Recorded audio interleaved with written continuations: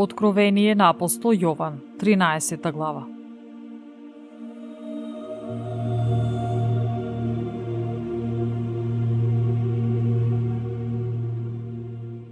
И видов како од морето излегува звер со 7 глави и 10 рогови.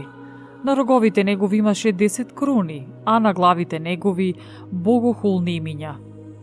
Зверот што го видов прилегаше на леопард, нозете му беа како мечка, а устата како уста на лав.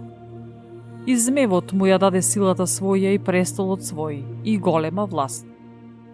И видов една од главите негови како да беше смртно ранета, но таа смртна рана му заздраве.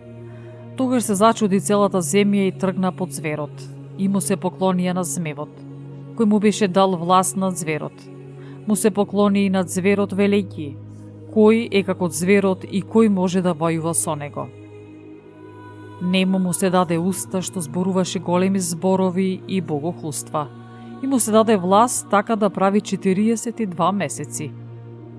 Тогаш ја отвори устата за хулење против Бога за да го навредува името Негово, живеалиштото Негово и оние што живеат на небото.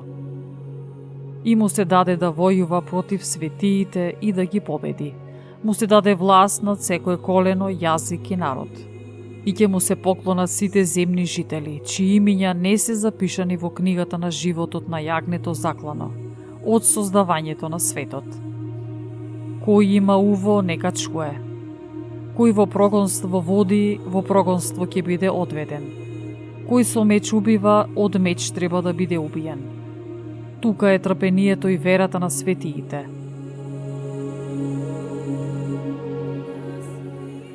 И видов друг звер, како излегува од земјата. Тој имаше 2 рога, како кај јагне и зборуваше како змевот. Ја извршува сета власт на првиот звер во неговото присуство и ја присилува целата земја и жителите нејзини да му се поклонат на првиот звер, чија смртна рана се беше исцелила.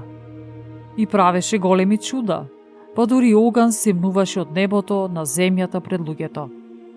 И ги мамеше земните жители со чудата што му беа дадени да ги врши пред зверот, велејќи им на земните жители да му направат биста над зверот, кој имаше рана од меч и остана жив.